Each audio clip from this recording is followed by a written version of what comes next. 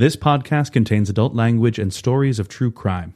If you don't like laughing, crying, or being horrified at the actions of other humans, this podcast is not for you.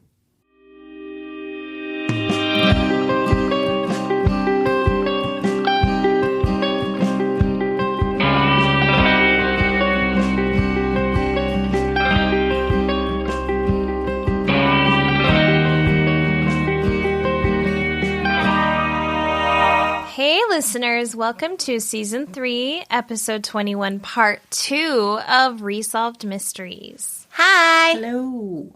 If you're just joining us for the first time, this is the show where we rewatch, recap, and give you the latest updates to cases featured on the best show ever, Unsolved Mysteries, which you can watch in so many places now and watch along with us if you want to. I'm Eliza. I'm Alison. I'm Karlin. And before we get started, we just want to remind you that for every review we receive, we donate $1 to a different organization, usually recommended by one of our amazing Patreon members. And this month's is Angels with Misplaced Wings, which is a rescue that helps special needs and hospice dogs. And that was recommended by Courtney G. Thank you, Courtney.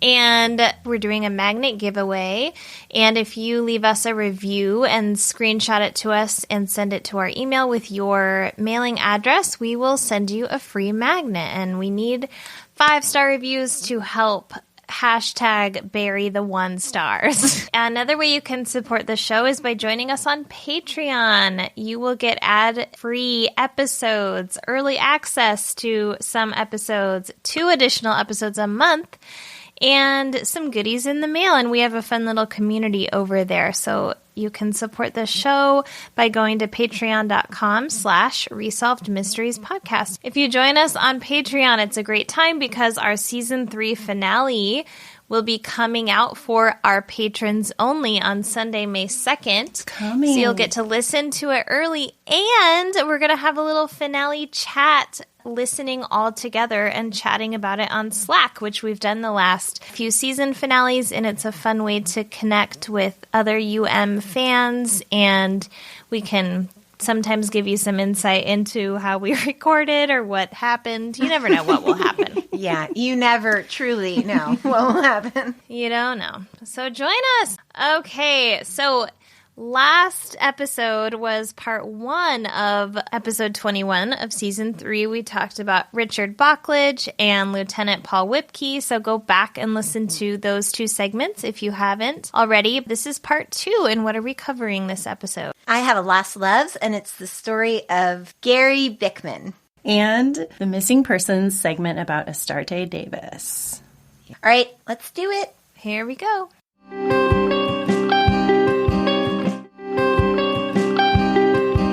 So the first segment of Season 3, Episode 21, Part 2, opens with the cutest old-timey sleigh riding couple. Oh, I have it. Now it's in my Sleigh head. riding? Oh my god. Yes. I'm concerned about my memory. There's this adorable little couple, and they're both in red and black. What is that pattern? That Christmas time Like buffalo pattern? check? Buffalo plaid. Yes, ladies. Okay. No, It's I don't that. think it's buffalo. Because it's also got lines. It's got lines in it, too. Oh, so that's Buffalo- plaid. They kind of look matchy-matchy. He's got a cap on. There's a horse. There's snow. It is bucolic, and I can't believe Eliza isn't covering this I segment. see. Now I see. Well, that part lasts for 10 seconds, and the rest is terrible. When it opened, I was like, how is this my segment? Yeah. Where are all the dead women? Where are they? Where are they? I need them. It reminded me of my Samantha American Girl doll. Yeah, girl, Oh, that's what I thought of, honey. too. Yeah. That's why I was like, I can't believe Eliza's not covering that. That was the Christmas dress, right? It was very similar. Gorgina. Gorgina. So Stack says that Catherine Bickford was 19 years old when she fell in love with Andrew Rossman, a man twice her age. It was 1932 in Lake Placid, New York, during the height of the Great Depression. Rossman was a dashing outdoorsman who made his living hunting and trapping in the Adirondack Mountains. Stack says that Catherine knew Andrew wasn't the marrying kind, but she was in love, and nothing else mattered. Yeah. Red flag. So I think we can all see where this is heading. Stack says that the relationship was unconventional for the time and place. They never married but had 2 children, a daughter named Gwen and a son, Garry. To absolutely no one's surprise, domestic life with children proved too much for Andrew, and he latered on his family when Garry was just an infant. Truly, how do they do that? How can they do that? I mean, he's like, listen, the wilderness is calling me. I told you that I was a charming, rugged outdoorsman. I don't know what you want. But I will keep working to make those babies, though, honey. Don't worry about that. Catherine went to work as a waitress to support her children, but was often made to feel ashamed of being an unwed mother. However, one family, the Winches, who had known Catherine from childhood, never wavered in their support. In the winter of 1935, Catherine had her son Garry baptized. Despite local gossip, the Winches were the only people to attend the christening and stand by Catherine. At this time, Catherine was in deep financial trouble. She had lost her apartment and had to find work immediately. Her uncle had a restaurant in Shroon Lake, but she couldn't take Garry with her because she would have no one to watch him while she worked. Catherine asked Florence, the Winch's daughter, if the Winches would take Garry until she could get on her feet.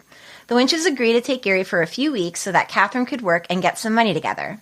Gwen, who was 3 years old at the time, went to live with Catherine's mother and father. And I am so glad that single mothers don't have to choose between their children and jobs anymore. Isn't it so nice? We sorted that out, Yeah. and now single mothers have all of the support that they need from society and from the government, Yeah. and it just feels really good that we've moved past that in the last 70 years or so. Yeah, this is Yeah. such an old-timey problem. Like, I couldn't even really connect to it emotionally or... I mean, how could you, right? Because it just doesn't We happen would never anymore. see it today. It's like the dinosaurs. Like, how, you know? So 3 years passed, which is not a few weeks. And it's just so sad. Like, you know she was working her ass off. Yeah, absolutely. So lucky for Gwen and Garry, Florence Winch and Garry and Gwen's grandmother were very close friends, so it seems like the siblings got to spend a lot of time with each other. Oh, that's good. Gwen says that she really does believe that her mother intended to get herself together and come back for the children, but it never really worked out that way, and it was really, quote, difficult times. And she sort of laughs when she says it in like a weird way. She's just like, you can't even imagine. It was so hard. Yeah. So Florence Winch is interviewed too, and she's such a honey. She has the most magnified glasses Love. I Yes. have ever seen. Love. Oh my gosh. So she says that times were very hard and that Catherine was 2 hours away working and she just couldn't get there. It wasn't something that she could do. It was the circumstance. It wasn't that she didn't want to be there. In 1939, when Garry was 3, county child welfare officials contacted Catherine. She signed papers which she thought would allow Florence to continue to be able to foster Garry. In fact, the papers gave the county authorization to put Garry up for adoption. So were they tricking her? What was happening? Yeah, they tricked her. Hate it. How many times have we seen something like this at this point in UM? I mean, this happened all of the time. Yeah. It's horrible. Oops, we put your kid up for adoption. And then to say, oh, no, just sign this and we're going to make sure that he can stay with the family he's with. They're like, yoink, that baby is worth money and we're going to take that baby. So Florence says that she tried to adopt Garry, but she wasn't married at the time. And back then you couldn't adopt a child unless you were married. And then her mother and father tried to adopt him, but they were too old because there was an age limit at that time. So then Florence's neighbors get involved, and they take up a petition to ask the county if she could keep Garry, but she wasn't allowed to. She says it was unheard of, but I think it was about how much money they could sell Garry for. And then we see the same reenactment we see every time we cover one of these segments. A well-dressed bitch of a woman knocking on the door, coming to take the children. And at this point, it's a UM trope. But in this segment, they fully lean in. Yeah. They lean in. Because that woman is Cruella de Vil. She's like Miss Hannigan. She is so mean-looking. Oh, my gosh. She just has a look of disgust on her face the entire time. So finally, in the spring of 1939, a county welfare worker informed Florence's family that Garry would be taken away for adoption, but she didn't tell them when they would be picking Garry up or where they would be taking him. We're going to take away this baby that you love, but you don't know where and you don't know when. And this is not even the first one we've seen where there's people who do want the child and who are like, I care for the child. I want to Exactly. keep caring for the child. And they At this won't point, the let whole them. neighborhood is offering to care for this child. Right. The whole neighborhood is offering. Right. Oh my God, and this is the nicest. So Florence says that when they would go by a train at the station on their way to church or the store, Garry would be afraid of the train because he thought it was loud. But since Florence knew that Garry would be getting on a train soon, she didn't want him to be afraid. So she took him up to the train, and the conductor saw them talking about how the train wasn't scary. And then the conductor let them on the train, and I'm dead because of how sad and sweet and so sad this scene is. So they sit on the train together, even though it doesn't go anywhere. And Florence says she thinks that he wasn't afraid of the train after that.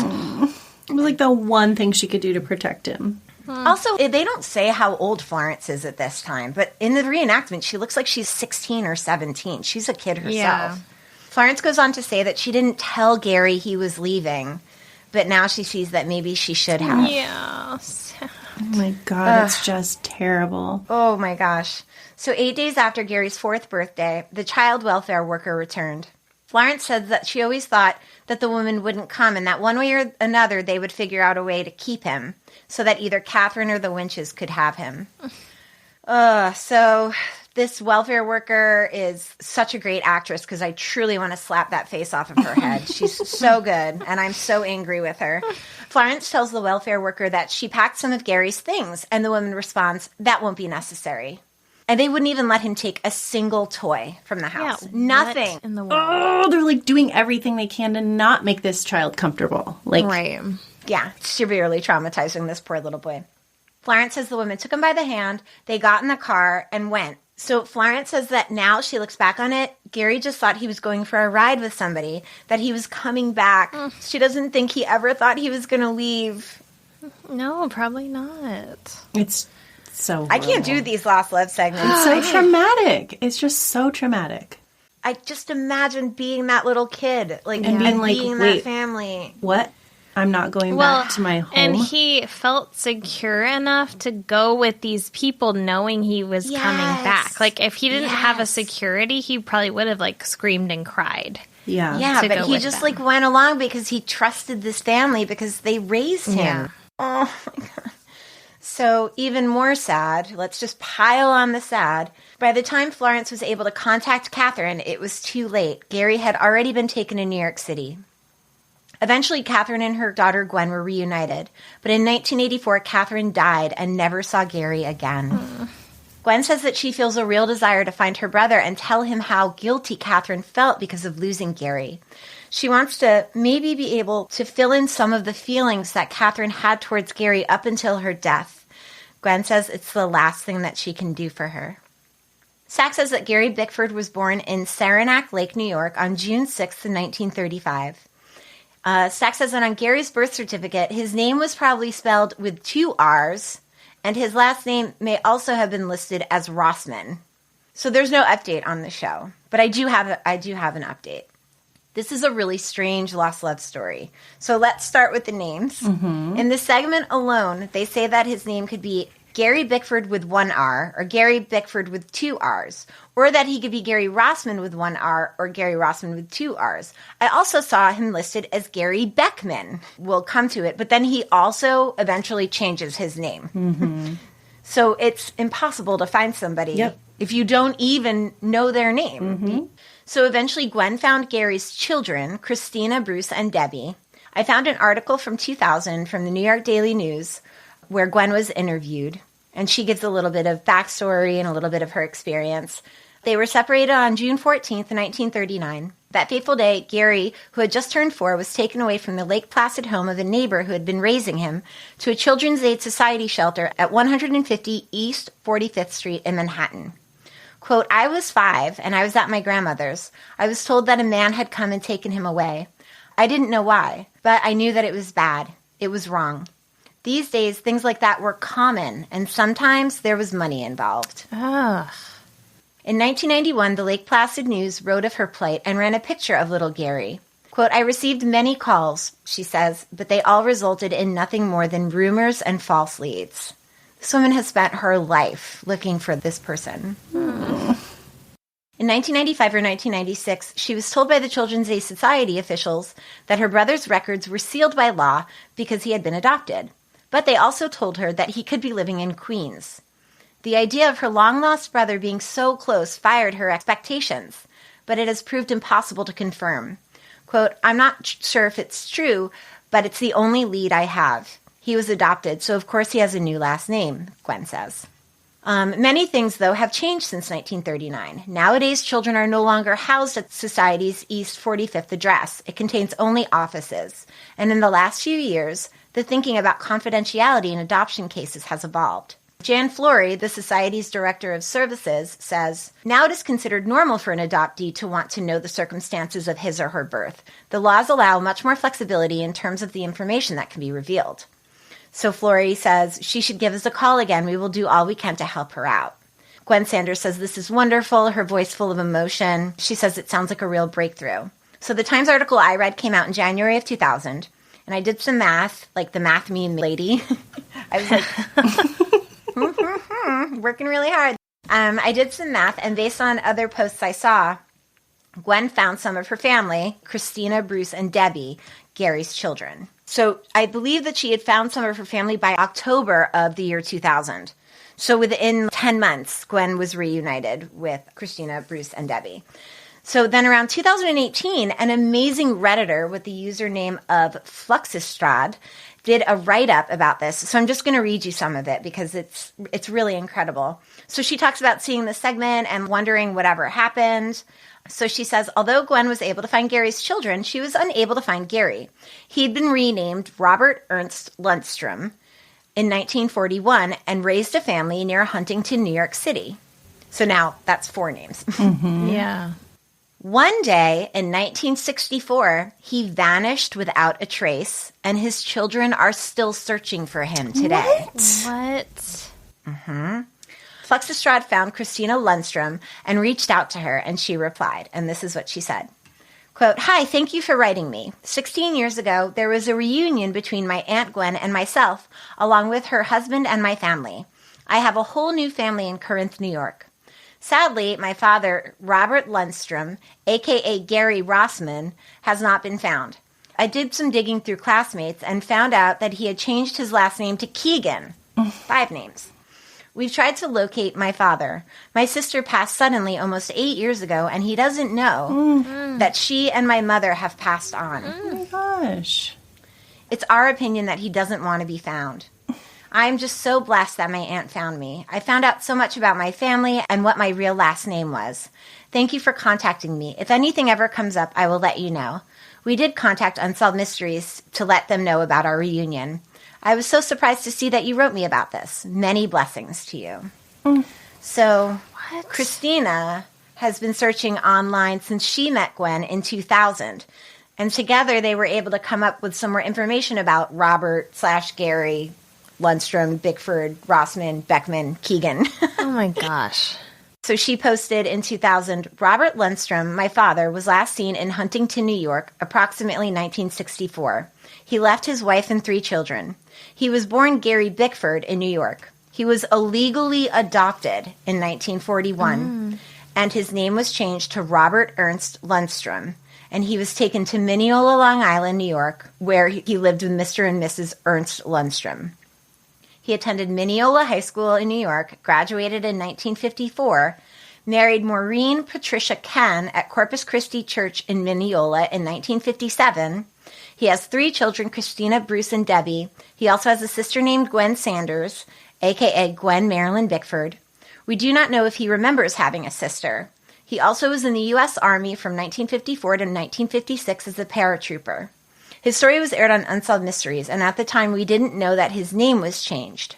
He's approximately 6'4" tall, with either brown or gray hair, green eyes, and has a tattoo on his forearm. If you have any information about him, please do not hesitate to contact me. His sister and I have been looking for him for years.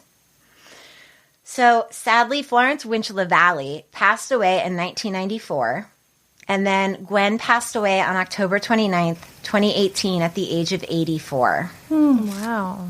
Without ever finding her brother. What? She spent her whole life searching Gosh. for him. What in the world? So I read her obituary, and she was a deeply, deeply religious person. And she did evangelical outreach in Malawi, and then also, she did it for 26 years. She ran orphanages and all of this stuff. And then in the obituary, Gary was listed as having predeceased her. However, it's never been definitively confirmed that he was dead. so he could still be alive. Double missing. Why? Double missing. What is happening? That. What a crazy lost love segment, right? Yes. That's Yeah. really sad. It's so sad. It's almost like he couldn't connect with people. He couldn't. Well, yeah, I was going to say, I wonder if his trauma has to do Right. with Yeah, of that. course. Like maybe he Right. could Of not course. stay stable. Yeah, I mean, you see that with the people in the early aughts. People were adopting children from Eastern Bloc countries that were raised in those orphanages where no one ever touched them and no one ever... Right. And, you know, there's just like a disassociation there because that time is so important. And then you think that you're in a stable environment and then you get taken away at 4 years old and no one tells you what's going on. I mean, there's like a million types of trauma that a kid can experience where they just don't connect. Yeah, they have you like know? attachment disorder. Yeah, exactly. Eliza here to tell you about Organifi. Organifi is a line of organic superfood blends that offer plant-based nutrition with high-quality ingredients and less than 3 grams of sugar. Each superfood blend is easy to use by simply mixing it with water or your favorite beverage, providing you with quality nutrition throughout your day. It costs less than $3 per day, and Organifi takes pride and care in offering the best-tasting superfood products on the market. There are many options to choose from, but I have especially been enjoying Organifi Gold, which is a super delicious tea that contains powerful superfoods and mushrooms to help you relax so you can wake up feeling refreshed and energized. It supports rest and relaxation, a healthy immune response, and a healthy response to stress, and who doesn't need that right now? It's also healthy enough to drink every day or even twice a day, and contains turmeric and ginger. So you can go to Organifi.com/mysteries and use code mysteries to get 15% off all orders. Organifi.com/mysteries. That's ORGANIFI.com/mysteries and use code mysteries to get 15% off all orders. What was the last gift you got your mom that she really loved? If you can't remember or you're still thinking about it, let's change that with Songfinch.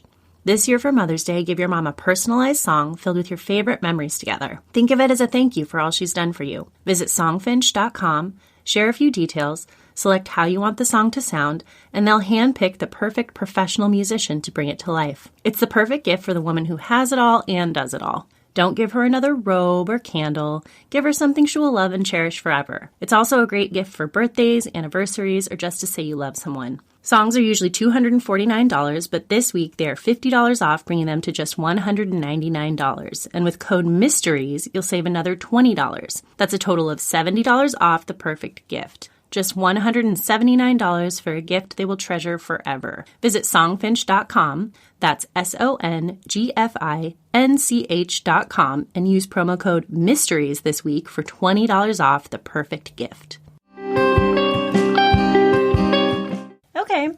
Okay.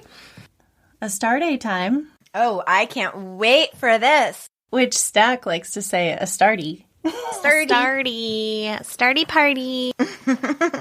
All right, so the missing persons / more of a wanted segment. And I'm going to credit most of my info to an article written by David Holbrook for the Contra Costa Times in 1999, because he had interviews with the daughter as well as the sister. Stack says, St. Croix, the U.S. Virgin Islands. In 1964, Jim Rice, a wealthy and successful contractor, came to the islands with his wife Astarte to build their dream house and live the good life. But Stack says that 2 years later, the marriage was crumbling. In July 1986, Jim had planned to fly to San Francisco for shoulder surgery. Astarte, quote, refused to accompany him, so Jim would make the trip alone. Quote, now police believe he never made the trip at all. So Kathleen Clements is Jim's daughter, and she's interviewed throughout the segment. She says he was expected to show up on the 29th, but he never showed up. He never called. They just never heard from him again. Stack tells us that Jim Rice was a man's man, which can we get rid of that sentence? Yes, let's retire that forever. Yeah, we don't like it. He played football in college and was a highly decorated bomber pilot in World War II. He had a construction business and a fortune of about $2 million. So Stack tells us his backstory. In 1970, Jim met Astarte Davis. Jim was married at the time and, quote, turned his life upside down and left his wife in order to marry Astarte. Stack says it was tumultuous, with business failures, separations, reconciliations, and finally, Astarte's imprisonment in 1982 for bankruptcy fraud. Yeah, that was a shock. Mm-hmm. Especially because in the pictures they're showing, she's like this sweet little face. She just looks like... she's really pretty. Mm-hmm. But through it all, Jim remained faithful to Astarte. 3 years after Jim vanished, Astarte also went missing. And then you're like, what? Double missing persons? Astarte was born Estebelle White, and I'm interjecting a little research here about her earlier life. So this information comes from Astarte's sister, Shira Triplett, from an article in 1999, like I mentioned.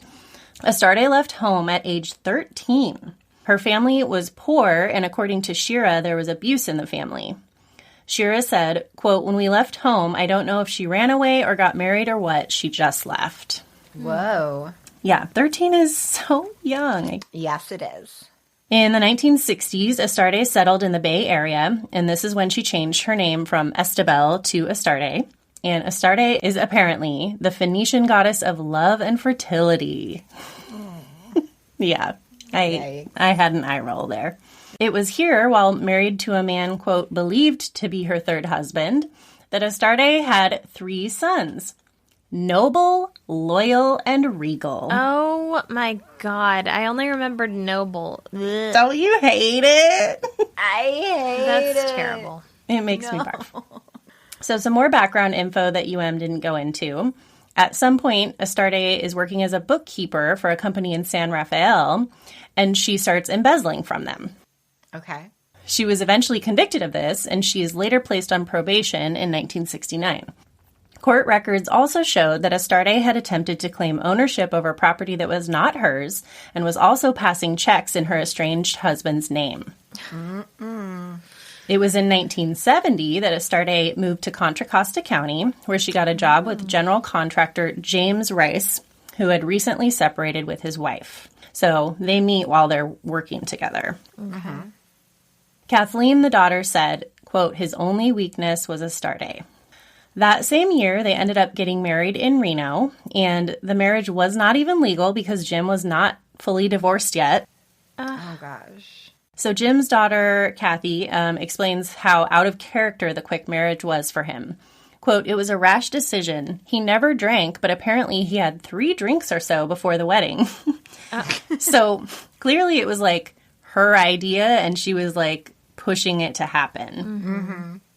Kathleen says, she seemed to make my dad happy, and I was happy for him. And I figured he saw something in her I didn't see. And as long as he was happy, then that was okay. And I was like, oh. Oh, all right, girl. Yep.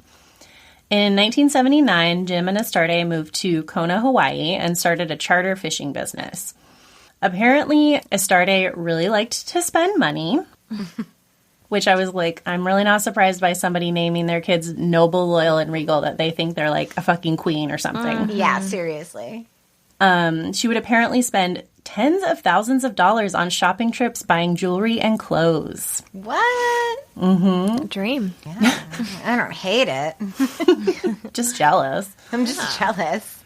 2 years later, while Jim was out of town, Astarte's son Noble was cleaning their boat when it was, quote, rocked by an explosion.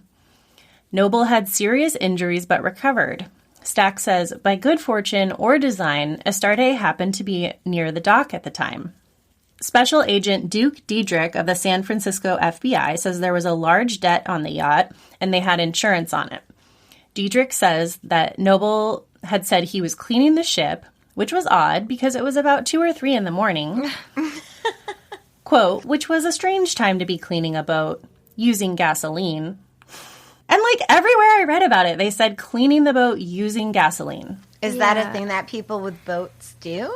I don't know. I thought it was so weird. I'm not rich enough to know anybody with a boat. So Yeah. I don't. Right. The yacht caught on fire, very shockingly, and Noble said that it was an accident. He says there was significant cause for the authorities to charge Astarte and Noble with the arson of the yacht. Stack says that after the explosion, Jim and Astarte separated and both moved back to California. Astarte and Noble were never extradited back to Hawaii for trial. In April 1981, Astarte filed for bankruptcy. In 1982, Astarte was arrested for writing bad checks at a jewelry company for $15,000. Then in 1983, she was charged with lying about her assets during the bankruptcy proceedings. Oh my God. She admitted to this and spent 10 months in federal prison. So Jim goes to see Astarte while she's in prison, and she convinced him she's going to change her ways and turn everything around, and so they reconcile. Man, what is this hold that this woman has over him? Yeah, really. I know. Astarte was released from prison in 1983, and the couple moved to St. Croix. According to Kathy, the only reason Jim moved there was because he was she's going to turn herself around. This will be a good fresh start for her. So they, went far fucking away so that she could, not be this criminal anymore. So they go to St. Croix. They build their dream house on a bluff looking over the Caribbean, which I had to insert this comment from somebody on Reddit by the username of Peppermint Tess. You know how people can pull a quote to start their comment? So the quote was from UM, and it said, where they built their dream home on an isolated bluff looking over the sea. And then she wrote in italics, looks at the camera a la Jim from The Office. That's good. Guys. Yeah. So Jim had also bought a boat and had 5 different lots he planned to build houses on so that they could retire on the real estate. So the daughter Kathleen says that they thought they were going to start this new great life, and Astarte was going to get straightened out, but Jim soon came to find out she was not better. So over the whole 16 years they were together, they were on again, off again, separated all the time, according to Kathy. Quote, she always managed to slither back into his life, she said. Ooh. She always talked about how she was abused, and he told me he felt sorry for her. So I don't know if she kept pulling that card of don't abandon me too, or whatever, you know. Yeah, this is why I'm like this. Mm-hmm. According to Kathy, Jim started to become suspicious of Astarte. He said that he felt something was going on, but he couldn't figure out what it was. He told me to come looking for him if he ever disappeared. Oh my gosh. So this was from an article, and I'm like, why didn't she say that on UM? Or maybe... Yeah. Maybe she did and they cut it, but why would they cut it? Yeah, I know. July 20th, 1986, Jim called Kathy and said he'd be coming to California in a week for his shoulder surgery, but he never arrived. Diedrich says Jim disappeared at the end of July 86. Kathy kept trying to call him for 2 weeks with no answer. Finally, she got through on the phone one day when Astarte answered. Astarte told her that Jim had, quote, run off with a woman from Australia. So in the reenactment, she's like, yeah, he went on this fishing trip to the Great Barrier Reef and blah, blah, blah. And she's just making stuff up. Oh, yeah. Then Diedrich says the next time that Kathy called and talked to Astarte a few days later, she said that Jim had flown to Miami. Okay. Later on, he says that Astarte denied either story. So, he says, they know that from the beginning she was lying about what happened to Jim. 2 months pass, and Kathy decides to hire a PI named Dennis Schirra. Schirra found a customs declaration dated July 28, 1986, the day Jim was supposed to leave for California. It looked like Jim's signature was forged, so Schirra notified the FBI. Diedrich says they noted that Jim had supposedly flown to Miami on July 28, 1986. The ticket had been purchased by a Jim Rice, and the people that were on that flight were Astarte, her son Noble, and Noble's girlfriend. So people said that Noble was basically posing as Jim on the flight. Mm-hmm. Back when you could fly as whoever you wanted to. Yeah, I'm Jim. Okay, come on. Schirra also learned that a week before Jim's flight to San Francisco, Astarte had filed documents that would give her control of Jim's entire estate. Which, how does she... Oh, she forged his signature on that, too? Yeah. So Diedrich says that the power of attorney was the big thing, and this was in Astarte's name, but that in the investigation, they discovered it was originally Kathy Clements, his daughter, and, quote, Astarte had done a cut-and-paste job on the document and put her name in Kathy's place. Oh, my God. Literally cut and pasted her name to the document. Oh, jeez. Dennis Schirra says that because Jim would have had to have known his assets were being taken away from him, that he believes his disappearance would have had to have happened in a 12-hour period from when he last spoke to Kathy to the following morning when the documents were presented to the notaries. Schirra says that the investigation showed that just days after the disappearance, all of Jim's personal effects, his tools, his truck, were all sold at a garage sale at the house. And everything was sold by Astarte and Noble. No. Truly a front yard sale. Yeah. All of these nice items. Yes, for some reason he had stuff like cement mixers and things like that, and it was all sold. Oh, God. So, obviously Obviously, they knew he wasn't coming back because they killed him. they knew he wasn't coming back. What the fuck? So, 4 months later, Kathy received a letter, typewritten and signed by Jim. Oh. Again, the signature looked forged.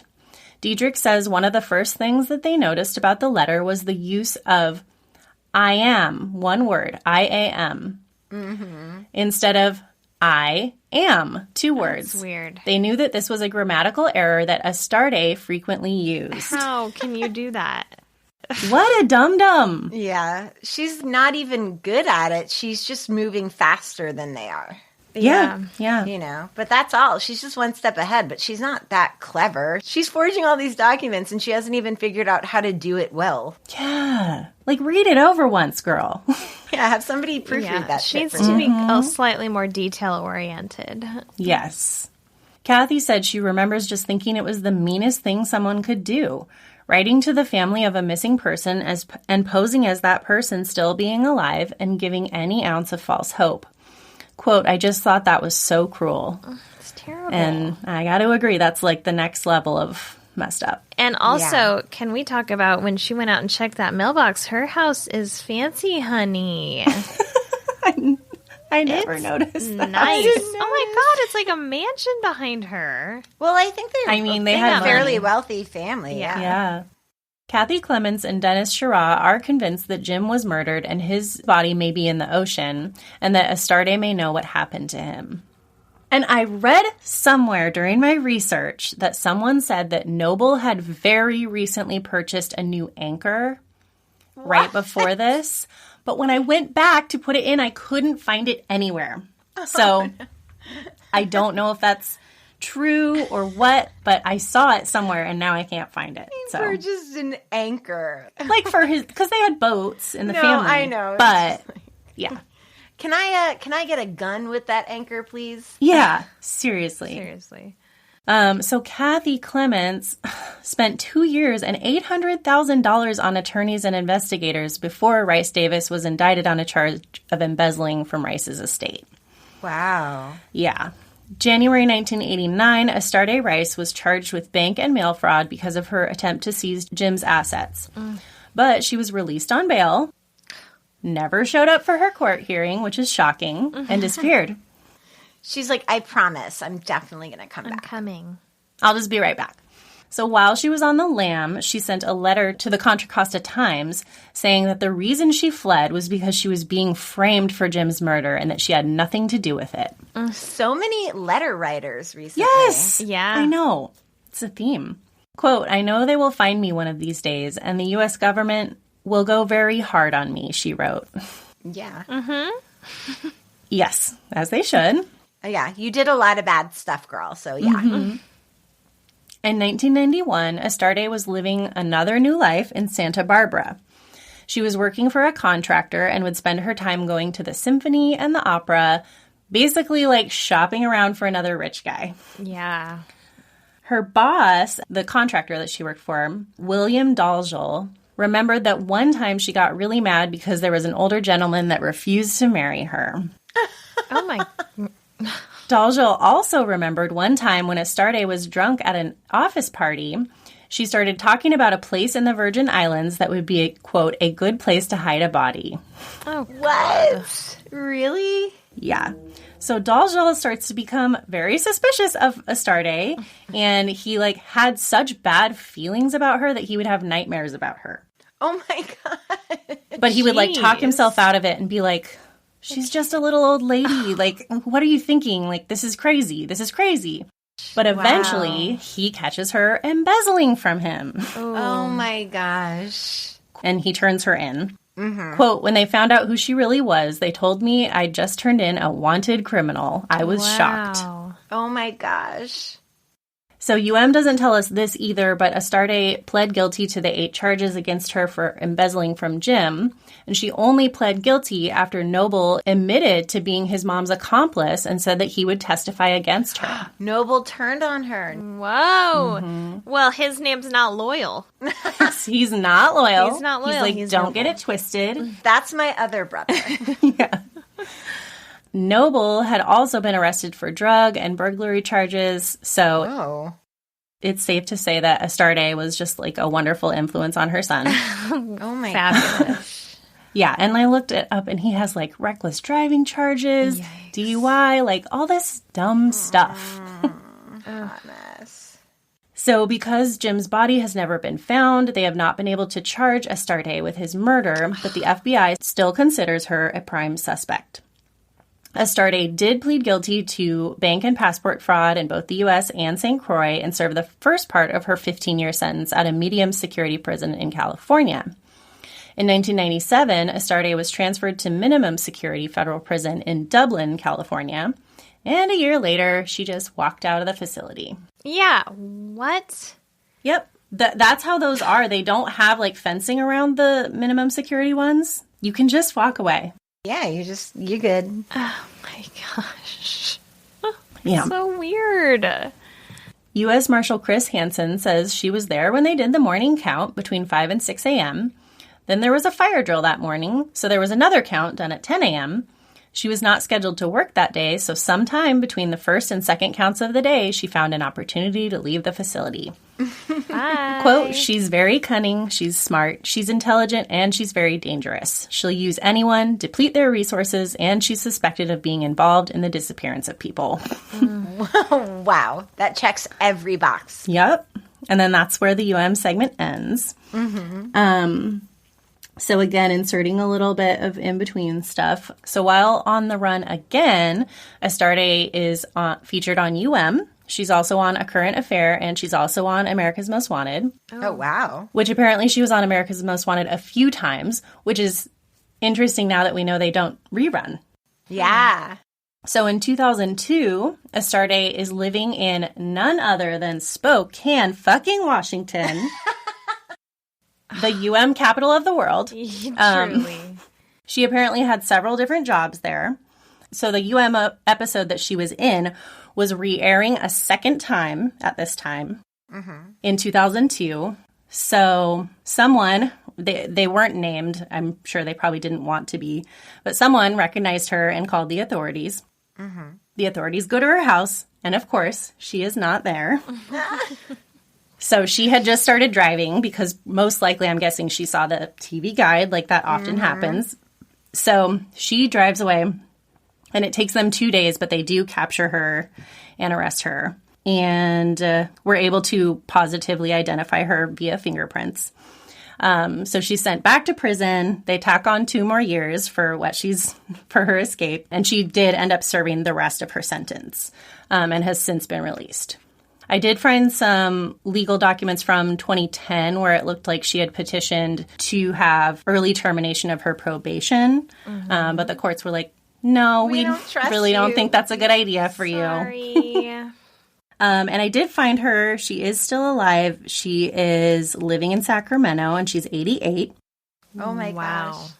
But it's weird because the only history you can find on her is financial stuff. So it's like bankruptcy filings. And that's it. It doesn't show her crimes. But there were like 3 to 4 different pages that were probably her, and they were all a little bit different. But I did find the sons, and it looks like Noble and Regal are still alive, and Loyal may have passed away a few years ago. And it does appear that she maybe also had 2 daughters that were born in the years following the sons. But what do you think their names were? Their names were totally normal. It was like Jennifer and something else. Oh, really? Yeah. I don't know. Maybe they were like from a different daughters dad. of someone else she was with. Yeah, and that dad was like, you can't name our kids stupid names. Yeah. I don't know. Weird. But yeah, so that's it. She is something else. I wonder what she's doing at 88 years old out there in Sacramento. Yeah. I know. Like, still on that hustle. Yeah, well, apparently not, because she's filing for bankruptcy in 2020. So. I mean, that's all she does, though, is file for bankruptcy, it seems like. Yeah. Loves it. Weird. Wow. Yep. What a strange story. Yeah. I know. She's weird. And I mean, yeah, she probably just pushed him off that dang cliff they lived on. Oh, yeah. Their dream house. Yeah. Yeah, It's she's like, wild. let's build it right here. This is a perfect spot. This is perfect. It's nice and secluded. Could you just hold that anchor for me? Thank you. Little closer, little closer. Little closer. I want to take your picture right by Yeah. the bluff.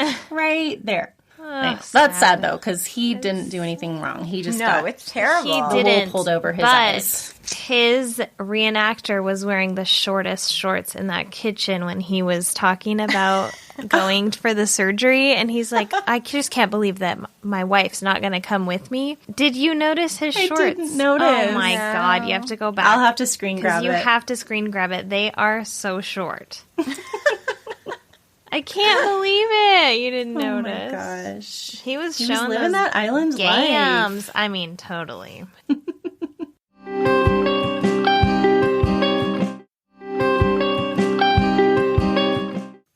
Oh, Sharesy Feelsies. Yeah. I don't have any like content, but we did build garden beds. Well, my husband did, and then we filled them and we're planting in them, and it's so delightful. And he came up with this cool U-shaped design, which is fun because I can like access it from all sides. Oh, nice. It's really well made. It's very pretty. Cool. Yeah. And then he just built 2 other rectangles, and we're going to have one just for straws and one just for tomatoes. Awesome. Because the bed, the original U-shaped bed, is really big, but plants need Yeah. space, Yeah. and so it fills up so fast. Yeah. But I am just so excited to grow my own things, and it's been really fun so far. So That's that's awesome. it. If you can, and I mean, I have never had raised beds, so this is my first time, but I recommend just like, even if you have a tiny little planter, plant some tomatoes in the next couple months. That's what I've always put them in, is just a rectangle, very small planter box, but it's so satisfying. So Yeah. Even when we lived in Brooklyn, we lived in those tiny apartments. I would always grow herbs and stuff by the window. It's nice. it's nice. Well, I'm going to fully segue off of that because my brother, Eliza's husband, also helped build beds at my house. Oh my gosh. What? I want him to build beds at my house. He Well, it takes him like 2 seconds. Awesome. When the construction's done, maybe he can help me out because I miss not having my beds because I had to pull them out. Yeah, I know. Yeah. As you guys know, I'm a big plant lady, but yeah, generally I've been able to do like 1 or 2 potted tomatoes and that's it. So it's also my first time having raised beds, and we haven't even put any dirt in them yet, but I'm really excited about it. And my Sharesy was basically just like, springtime literally gives me life Yes. in a way that I cannot explain. Yeah. Like those first couple days of sun, I just like get rejuvenated. It is an amazing feeling for me. It really is. When I went for a walk the other day, and it was so beautiful, and the cherry blossoms like, were falling, the petals were falling from the trees, and I was like, oh, right, this is why I live here. Yes. This is life. Yes. Every single winter, I'm like, what are we doing here? And then the first nice day, I'm like, oh, yeah, I love it here. Yes. Springtime in Portland is just beautiful. Everything just looks like it has life, and it's just like, it gets me excited for summer and like, Yeah. And sitting outside this morning, your husband was over and everyone was eating bagels in the backyard. Yeah. It's just, you can see your friends again. yeah. Yeah. Definitely, totally. It's opening up a new world for us this year more than ever, but Yeah. Yeah. And I think everybody's so much more grateful for it, you know, in a way that probably we didn't feel before. yeah, Yeah. it's amazing. This is the longest winter ever. Oh, Seriously. You know, Yes. usually the best thing about the winter is hanging out with your friends, being Right. under blankets, being cozy, watching movies and playing games and all of that stuff. Nobody got to do that this year. So it made the winter, that's generally pretty depressing anyway, so much worse, you know, like Yeah. so much more isolating. Yes. Totally. So coming out of the coronavirus, having it coincide with springtime. yeah, it's just like a sense of hope. Yep, exactly. It feels like hope, and it hasn't felt like that in so long. I almost don't recognize the feeling. For so long, it was just the last 4 years, and then coming out of that, and the virus still going on, and not being able to see the people that you care about. And just in the last couple of weeks, as these vaccines roll out faster, and my family, my family is vaccinated, and there's just, oh my God, are things going to be okay for a little while? Totally. Mm-hmm. Yeah, I was going to mention that as well. Like, you guys are going to be hearing this, I think, like 3 weeks later than we're recording it. But we're now where, like, most of my family is vaccinated. And, you know, a lot of my friends are vaccinated. And it's just, it feels hopeful right now. Yeah. Just hope. Hope in general. Hope in general. Love it. And hopefully it'd be so wonderful to have a summer where we can all have barbecues and sit by each other and sit around a fire pit and all of that good stuff. So. Okay, so next episode is our season finale of season 3, y'all. Ooh, big deal. Big deal. It's a big D. Oh my gosh, it's a big D. So we have 4 segments for that season finale, and I started with a wanted segment. Rafael Camarena. And then I have a Lost Love segment, and it's Duncan Gilmore. And then a wanted segment about Gregory Barker. And then I have another Lost Love segment of Jerry Graves. And like we mentioned the last couple episodes, we're going to do a live chat with patrons on Sunday, May 2nd, and you will get the full episode released on that day early instead of a part 1 and part 2. And you can listen to it at the same time as us. We kind of like just count down on Slack and say, 1, 2, 3, hit play.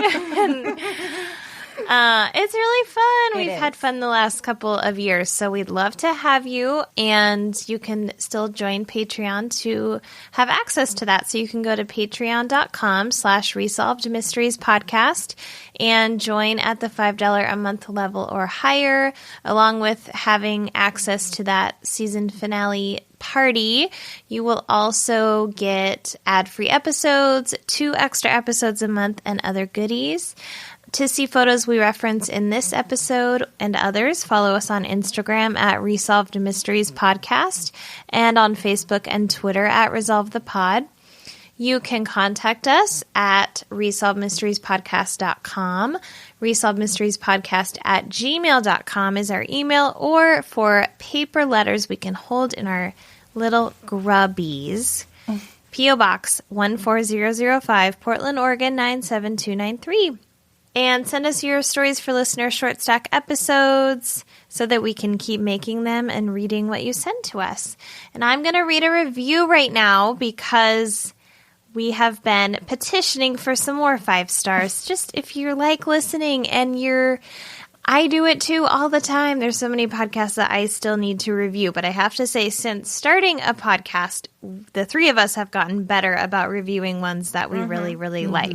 So Madison_Go said, hooked on this podcast, 5 stars. If you want to laugh out loud and stay up way too late listening to just one more episode, you will love this podcast. What a honey. Aww. I love that. I always loved UM, but was always irritated at the lack of resolution and details the show provided before the days when we had an iPhone in our hands to Google all of this missing information. These 3 hilarious sweeties recap the original UM and fill in all the gaps you were desperately missing when you watched the show on a grainy television set. I have been binging episodes for weeks now. Highly recommend. Oh, that's so sweet. That is so sweet. Love and then we had one more from Magpie Gal. Great research on updates, great chemistry. It may seem like a lot to have 3 hosts. I really liked this review because it kind of breaks down all the things that it could be, but what we're hopefully doing well. So it may seem like a lot to have 3 hosts, but the way the show is structured is perfect and makes for great listening. Each hostess takes a story or 2 covered in a retro episode of Unsolved Mysteries and gives a general outline in a very succinct manner. highlighting the 80s hair and clothes when warranted. Always. They go over any updates UM did in later years, and then they delve into the research they or others on online forums, giving credit to them, have discovered. Some of the updates are amazing, and if there aren't updates, they do provide more context or detail of the stories. Really great work, gals. I appreciate all the work that obviously goes into each show. Oh my gosh. Thank you. Did one of your Just mothers so write nice. that? Definitely not. My mother might leave a 1-star review. Your mother would leave a 1-star, honey. Yeah. So, just so nice, go ahead and leave us a 5-star. Hashtag bury the 1 stars. Hashtag bury the haters. Hashtag Don't be a dick bitch. come up with your own hashtag and put it in a review and then I'll read it. Yeah, that's a cute idea. And then you can also, and we're giving away magnets. So if we still have magnets, we will send you one if you screenshot your review and send us your address. And subscribe wherever you get your podcast. That's something else that helps out the show a lot. And downloading the episodes when you listen instead of just hitting play. Don't forget that also by you leaving a review, you're helping the show, but you're also helping out an organization. And this month, we are donating $1 for every review to Angels with Misplaced Wings. And we will see you next week for the season finale, part 1, if you're not a patron. So if you want both parts, get on Patreon. Yeah. Oh my God. I love Eliza. She's like our PR rep right now. I'm loving this. Oh my God. She's pushing. I don't do anything else for the show, so. All right, guys. We love you. So we'll talk to you next week. We love you. Oh my gosh, the season's almost over. You hear my cat purring? Oh. Which one's that? This is Gandalf. That's old Gandhi. This is old Gandhi. I can't hear him purring. I but can hear him. I can He's feel loud. it in my heart. Let's see. Well, no, I can't. Oh. Okay. Goodbye. Goodbye. Bye.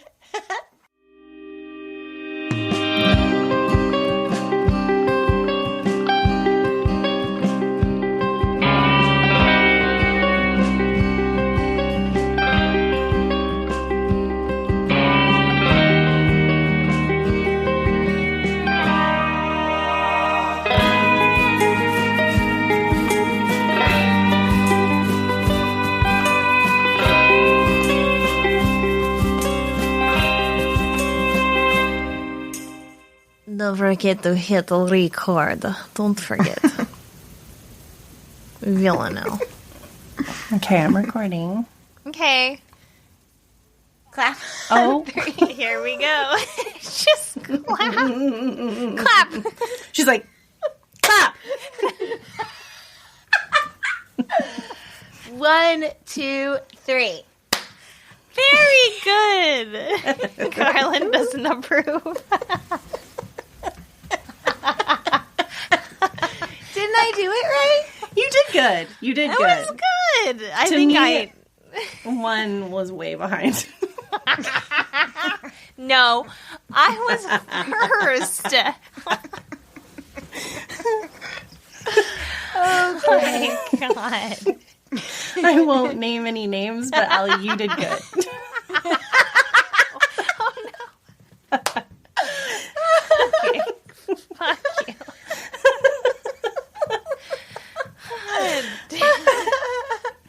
Tough crowd. No, it's Karlin's clearly rough. just the lag. But the thing is, here's the thing. I know that 70% of Karlin thinks it's a lag, but 30% of her is like, no, that person is off. Am I wrong about those percentages? No, doesn't it always sound that way to one of us? Always. Yeah, absolutely. Yeah, but your face is always so disappointed. I know, you're so angry. Well, it's just at funny us. because you were like, yeah! Like, it was a good one. Karlin's like, don't celebrate yet. Wait till she has to line that up.